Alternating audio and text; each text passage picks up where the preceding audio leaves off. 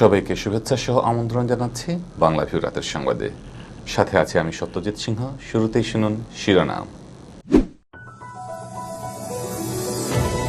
2021 সালে হজে যেতে ইচ্ছুকদের প্রাক নিবন্ধনের জন্য সময়সীমা বেঁধে দেওয়া হয়েছে 30 সেপ্টেম্বর। এবছর হজে যেতে না পেরে যারা টাকা উত্তোলন করেননি তারা পাবেন অগ্রাধিকার।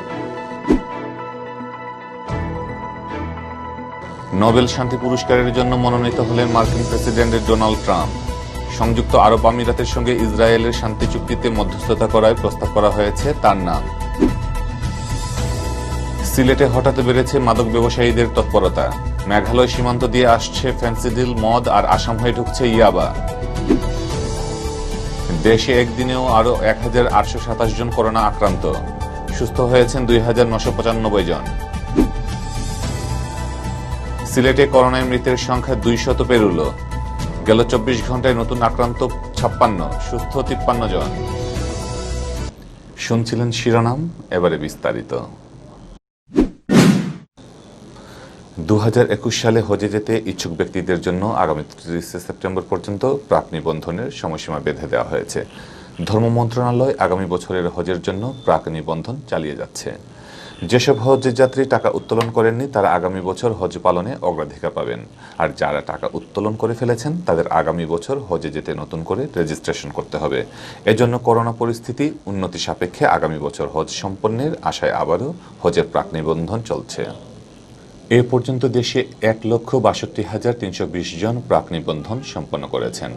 এর মধ্যে সরকারি ব্যবস্থাপনায় 3,360 জন এবং বেসরকারি ব্যবস্থাপনায় 1,58,960 জন।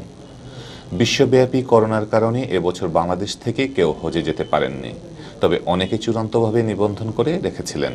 এর মধ্যে অল্প কিছু ব্যক্তি তাদের টাকা ফেরত নিয়ে নিবন্ধন বাতিল করেছেন। বাকিরা আগামী বছর হজে যাওয়ার পরিকল্পনা নিয়েছেন। বর্তমানে মোট 62,310 জনের চূড়ান্ত নিবন্ধন রয়েছে। এর মধ্যে সরকারি ব্যবস্থাপনায় 3,104 জন এবং বেসরকারি ব্যবস্থাপনায় 59,210 জন। করোনা মহামারীর কারণে চলতি বছরের হজ কার্যক্রমে সৌদি আরবে অবস্থানরত মুসলিম ছাড়া অন্য কোনো দেশের কেউ অংশগ্রহণ করার সুযোগ পাননি। এবার খুবই সীমিত সংখ্যক মুসল্লির অংশগ্রহণে হজ পালিত হয়। এখনও ওমরা কার্যক্রম শুরু হয়নি, তবে আগামী বছরের হজ কার্যক্রমে অংশগ্রহণ করবেন এমন প্রত্যাশা নিয়ে প্রস্তুতি নিচ্ছেন অনেকেই। নোবেল শান্তি পুরস্কারের জন্য মনোনীত হয়েছেন মার্কিন প্রেসিডেন্ট ডোনাল্ড ট্রাম্প। সংযুক্ত আরব আমিরাতের সঙ্গে ইসরায়েলের ঐতিহাসিক শান্তি চুক্তিতে মধ্যস্থতা করে তিনি এই পুরস্কারের জন্য মনোনয়ন পেয়েছেন বলে জানিয়েছেন স্কাই নিউজ। মার্কিন সংবাদ মাধ্যমে ফক্স নিউজের প্রতিবেদন অনুযায়ী নরওয়ের রাজনীতিবিদ ট্রিবিং জেড্ডে এবছর নোবেল পুরস্কারের জন্য ডোনাল্ড ট্রাম্পের নাম প্রস্তাব করেন। নরওয়ের 4 বারের নির্বাচিত এই আইন প্রণেতা ফক্স নিউজকে বলেন, দেশগুলোর মধ্যে শান্তি প্রতিষ্ঠায় শান্তি পুরস্কারের জন্য মনোনীত অন্যান্য প্রার্থীর চেয়ে ডোনাল্ড ট্রাম্প আরও বেশি চেষ্টা করেছেন বলেই আমি তাকে যোগ্য মনে করেছি। গত 13 আগস্ট ইসরায়েলের সঙ্গে সম্পর্ক স্বাভাবিক করতে রাজি হয় সংযুক্ত আরব আমিরাত। এই দুই দেশের ঐতিহাসিক চুক্তির কথা ঘোষণা করেন ডোনাল্ড ট্রাম্প। ইসরায়েলের সঙ্গে কোনো আরব দেশের এই চুক্তি 1948 সালে দেশটির স্বাধীনতা ঘোষণার পর তৃতীয় ঘটনা।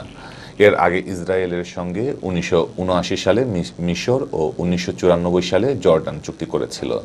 নোবেল শান্তি পুরস্কার প্রবর্তনের পেছনের উদ্দেশ্য ছিল বিশ্বজুড়ে হানাহানি আর সংঘাত বন্ধে সত্যিকার অর্থে যারা অবদান রেখেছেন বা রাখছেন তাদের পুরস্কৃত করার মধ্য দিয়ে শান্তির সম্ভাবনার ধারণাকে এগিয়ে নেওয়া। প্রতি বছর অক্টোবরের নরওয়েজিয়ান নোবেল কমিটি পুরস্কার পাওয়া ব্যক্তি প্রতিষ্ঠানের নাম ঘোষণা করে। 2019 সালে শান্তিতে নোবেল পান ইথিওপিয়ার প্রধানমন্ত্রী আবিই আহমেদ।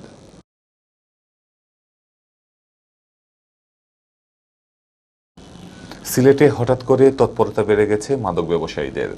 সীমান্ত এলাকায় দুদেশের মাদক ব্যবসায়ীরা গড়ে তুলেছেন শক্তিশালী সিন্ডিকেট। ফলে নানা কৌশলে জেলার 6 উপজেলার সীমান্ত এলাকা দিয়ে সিলেটে ঢুকছে মাদকের বড় বড় চালান। ভারতের মেঘালয় রাজ্য ঘেঁষা সিলেটের 4 উপজেলার সীমান্ত দিয়ে ঢুকছে ফেন্সিডিল, অফিসার্স চয়েস, মদ, বিড়ি ও গাঁজা। আর আসামের সীমান্তবর্তী 2 উপজেলা দিয়ে আসছে ইয়াবার বড় বড় চালান। ফলে সিলেটে এখন হাত বাড়ালেই মিলছে মাদক। র্যাব ও পুলিশের মাদক বিরোধী অভিযানে মাদকের ক্যারিয়ার রা ধরা পড়লেও মূল হোতারা থেকে যাচ্ছে ধরাছোঁয়ার বাইরে। এছাড়া কক্সবাজারের টেকনাফে ওসি প্রদীপ কুমার দাসের ঘটনার পর সিলেটে মাদক ব্যবসার নেপথ্যে থাকা প্রভাবশালীরা নানাভাবে পুলিশকে চাপে রাখার চেষ্টা করছে বলে জানা গেছে। তবে পুলিশ মাদকের বিরুদ্ধে জিরো টলারেন্স ভূমিকায় রয়েছে বলে জানিয়েছেন পুলিশ সুপার মোহাম্মদ ফরিদউদ্দিন। সিলেট জেলার 3 দিকই ভারত বেষ্টিত। দক্ষিণে ভারতের আসাম ও উত্তরে মেঘালয় রাজ্য। ভারতের আসাম রাজ্যের বিপরীতে সিলেটের জকিগঞ্জ ও বিয়ানীবাজার উপজেলা। টেকনাফে মাদক বিরোধী অভিযান জোরদার হওয়ার পর থেকে এই 2 উপজেলার সীমান্ত দিয়ে ভারত হয়ে ইয়াবার চালান আসা শুরু হয়। গেল প্রায় 4 বছর ধরে জকিগঞ্জ ও বিয়ানীবাজারের বিভিন্ন সীমান্ত এলাকা দিয়ে ভারত থেকে ইয়াবা চালান আসছে। ইতোমধ্যে পুলিশ, র্যাব ও বিজিবির অভিযানে বেশ কয়েকটি বড় বড় চালান ধরাও পড়েছে। মাদক বিরোধী অভিযানে ক্রসফায়ারের কয়েকজন চিহ্নিত মাদক ব্যবসায়ীও নিহত হয়েছেন। এদিকে ভারতের মেঘালয় রাজ্য ঘেঁষা জন্তাপুর, গোয়াইনঘাট, কোম্পানিগঞ্জ ও কানাইঘাট উপজেলা সীমান্ত দিয়ে ঢুকছে ফ্যান্সিডিল, অফিসার্স চয়েজ মদ, বিড়ি ও গাঁজা। সীমান্ত এলাকা দিয়ে আসা এসব মাদক সিলেট শহর হয়ে ছড়িয়ে পড়ছে প্রত্যন্ত অঞ্চল পর্যন্ত। মাদক ব্যবসায়ী সিন্ডিকেটের মাধ্যমে সিলেট থেকে ইয়াবার চালান ঢাকা ও নারায়ণগঞ্জ সহ বিভিন্ন জেলায় পৌঁছে যাচ্ছে। মাঝে মধ্যে এসব বড় চালান ধরা পড়ছে র্যাব ও পুলিশের হাতে। সূত্র জানায়, অবসরপ্রাপ্ত মেজর সিনহা রাশেদ খান হত্যাকাণ্ডের ঘটনায় টেকনাফের ওসি প্রদীপ কুমার দাস গ্রেফতার ও তার বিরুদ্ধে মাদক ব্যবসায়ীদের মদত দেওয়ার অভিযোগ ওঠার পর থেকে সিলেটে পুলিশ মাদক বিরোধী কার্যক্রমে স্থবিরতা দেখা দিয়েছে। মাদক ব্যবসার নেপথ্যে থাকা শক্তিশালী সিন্ডিকেটে নানা কৌশলে পুলিশকে চাপে রাখার চেষ্টা চালাচ্ছে। এতে সিলেটে মাদকের বিরুদ্ধে সাহসী ভূমিকা রাখা পুলিশ কর্মকর্তারা কিছুটা হলেও বিব্রত। আর এই সুযোগে সিন্ডিকেটের হোতারা মাদক ব্যবসায় বড় বিনিয়োগ করছে। বর্তমান পুলিশ সুপার মোহাম্মদ ফরিদউদ্দিন সিলেটে যোগদানের পর জেলা জুড়ে মাদক বিরোধী অভিযান জোরদার করা হয়। সীমান্তবর্তী থানাগুলো ওসির দায়িত্ব দেওয়া হয় মাদক বিরোধী চৌকস কর্মকর্তাদের। পুলিশি অভিযান জোরদারের ফলে ধরা পড়েন সিন্ডিকেটের অনেক হোতা ও মাদক ব্যবসার টাকা পাচারের সাথে জড়িত হুন্ডি ব্যবসায়ী। এতে অনেকটা কমে আসে মাদক ব্যবসা। কিন্তু ওসি প্রদীপ কাণ্ডের পর সিলেটে হঠাৎ করে বেড়ে গেছে মাদক ব্যবসায়ীদের তৎপরতা। এ প্রসঙ্গে সিলেটের পুলিশ সুপার মোহাম্মদ ফরিদউদ্দিন বলেন, মাদকের বিরুদ্ধে সিলেটের পুলিশ জিরো টলারেন্স ভূমিকায় আছে। যখনই মাদকের খবর পাওয়া যাচ্ছে তখনই অভিযান হচ্ছে। ইতোমধ্যে মাদক ব্যবসায়ের অনেক রাঘব বোয়াল ধরা পড়েছেন, বাকিরাও রেহাই পাবেন না। দেশে একদিনে করোনা জয় করে সুস্থ হলেন ২,৯৯৫ জন। আর একই সাথে নতুন করে আক্রান্ত হয়েছেন আরও ১,৮২৭ জন। আর একই সময় মারা গেছেন আরও ৪১ জন। বুধবার বিকেলে স্বাস্থ্য অধিদপ্তরের অতিরিক্ত মহাপরিচালক অধ্যাপক ডক্টর নাসিমা সুলতানা স্বাক্ষরিত করোনা ভাইরাস বিষয়ক এক সংবাদ বিজ্ঞপ্তিতে এ তথ্য জানানো হয়। বিজ্ঞপ্তিতে জানানো হয়ে গেল, ২৪ ঘন্টায় দেশের ৯৪টি ল্যাবে ১৪,৭৯২টি নমুনা গ্রহণ করা হয়। এর মধ্যে পরীক্ষা করা হয় ১৪,৭৫৫টি। পরীক্ষা করা নমুনার মধ্যে করোনা ভাইরাস শনাক্ত হয় ১,৮২৭ জনের শরীরে। ফলে দেশে করোনা আক্রান্তের সংখ্যা দাঁড়িয়েছে ৩,৩১,০৭৮ জন। গেল ২৪ ঘন্টায় সারা দেশে করোনা জয় করে সুস্থ হয়ে উঠেছেন আরও ২,৯৯৫ জন। এ নিয়ে মোট সুস্থ রোগীর সংখ্যা দাঁড়ালো ২,৩০,৮০৪ জনে। আর নতুন করে করোনায় যে ৪১ জন মারা গেছেন তাদের মধ্যে ২৯ জন পুরুষ ও ১২ জন নারী। এদের মধ্যে ৩৬ জন হাসপাতালে নেওয়ার পথে ২ জন ও বাকি ৩ জন বাড়িতে মারা গেছেন। সব মিলিয়ে দেশে করোনায় মৃতের সংখ্যা দাঁড়িয়েছে ৪,৫৯৩ জন। সিলেটে করোনায় মৃতের সংখ্যা ২০০ পেরিয়েছে। গেল ২৪ ঘন্টায় মারা যাওয়া ২ জন সহ সিলেট বিভাগে এখন করোনায় মৃতের সংখ্যা ২০১। এছাড়া নতুন করে করোনা আক্রান্ত হিসেবে শনাক্ত হয়েছেন ৫৬ জন। আর একই সময়ে সুস্থ হয়েছেন ৫৩ জন। সিলেট বিভাগে এখন পর্যন্ত করোনায় মারা যাওয়া ২০১ জনের মধ্যে শুধুমাত্র সিলেট জেলায় ১৪৫ জন।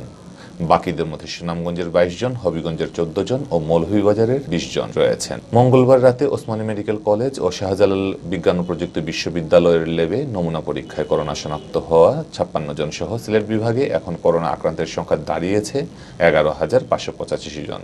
এর অর্ধেকের চেয়ে বেশি শুধুমাত্র সিলেট জেলায়। সিলেটে এখন পর্যন্ত করোনায় আক্রান্ত হয়েছেন ৬,১৮৮ জন। বাকিদের মধ্যে সুনামগঞ্জে ২,১৬৫ জন, হবিগঞ্জে ১,৬২০ জন ও মৌলভীবাজার জেলার ১,৫৮৫ জন। সিলেট বিভাগে এখন পর্যন্ত করোনা জয় করে সুস্থ হয়ে উঠেছেন ৮,৫৩৫ জন। এর মধ্যে সিলেটের ৪,৩৮২ জন, সুনামগঞ্জের ১,৮৪৫ জন, হবিগঞ্জের ১,০৭৯ জন ও মৌলভীবাজারের ১,২২৯ জন। বুধবার সকাল ৮টা পর্যন্ত সিলেট বিভাগে করোনা আক্রান্ত হয়ে হাসপাতালে ভর্তি আছেন ১৪২ জন। এর মধ্যে সিলেটে ৮৭ জন, সুনামগঞ্জে ১২ জন, হবিগঞ্জে ২৪ জন ও মৌলভীবাজারের ১৯ জন। এতক্ষণ শুনছিলেন বাংলা ভিউ রাতের সংবাদ। কিছুক্ষণ পর শুনুন সিলেটের আঞ্চলিক ভাষায় রাতের সংবাদ। দেখার আমন্ত্রণ জানিয়ে বিদায় নিচ্ছি। সাথে থাকার জন্য ধন্যবাদ।